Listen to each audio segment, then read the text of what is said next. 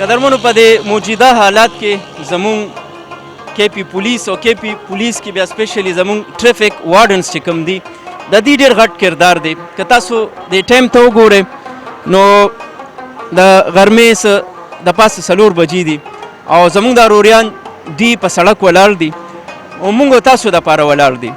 مونږ پېښور نیوز ته یو ورکوټه غوندې کوشش نن کړی دی چې کوم زمونږ دا روریان دي دې سره ما ستاسو خبرې مخکې هم شریکې کړې وې او دې سره لږ کینو. د ناستې ټایم خو دې سره نشته. مونږ کوشش کړو چې دا نن د غرمې کومه ډوډۍ ده دا زمونږ د روریانو سره مونږ دغه کړو. څنګه لرور؟ خیر دی جی الحمدلله. څنګه په دې سختۍ کې په دې سړک کې دا ژوند څنګه دی؟ ژوند خو ډېر سخت دی الحمدلله چې مونږ دا قرباني او مونږ دا ډیوټي ونکړو دا به څوک کوي. مونږ راوتي د عوامو د ملک د قوم خدمت دپاره. دا وخت داسې دی چې دا یو قربانۍ ټایم نه دي او دې وخت کې چې کوم دی چا دا ډیوټي وکړه دا چې کوم دی دا عبادت کوجي ده د الله یو عبادت هم وشو جي او دا ډیوټي هم شو سر. بالکل دا حقیقت دی. ستاسو دا ډیوټي عبادت هم دی او ډیوټي هم ده. څومره در سره خلک تعاون کوي؟ سر جي خلک خو فلحال داسې څوک شته نه خو چې کوم کسان دلته کې دي هغوی سره تعاون ډېر کړی جي. سلام کلام نه سره ښه ساتي.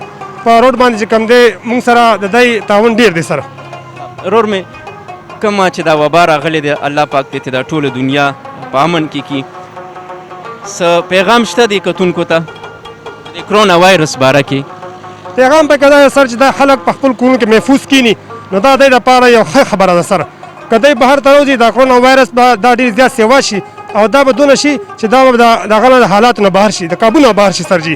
بهتره دا ده چې دا عوام دې په خپل کور کې په قرار کینی او غیر ضروري کارونو لپاره دی بهر ته نه وځي. که یو ډېر ضروري کار یې هغې راوځي باقي غیر ضروري کار لپاره دی نه راوځي او کور کې محفوظ دی ناست سر. ډېر قدرمن شي.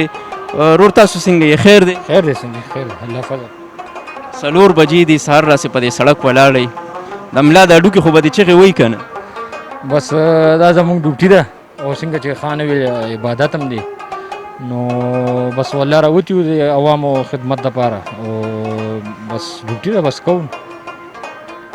زه الله دې ستاسو د خدمت قبول و منظور کړي. قدرمنو دا خلک دا زموږ ویاړ دی زموږ فخر دی او دې خلکو دپاره به انشاءالله تعالی دوی سره به مونږ ودرېږو او دوی دپاره به دوام کوو.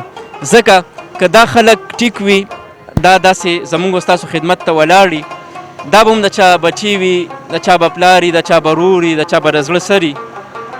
هغه وخت چې په کوم وخت کې هر یو کس وایي چې سټی اټ هوم کور کې اوسئ خو ولې دا شاه زلمي چې کوم دي دي زموږ خاطر خپل هغه د ژوند قیمتي لمحات چې کوم دي هغه په دې سړک تېروي. نو الله پاک دې د دې سره سره زموږ د دې ملک محافظه شي.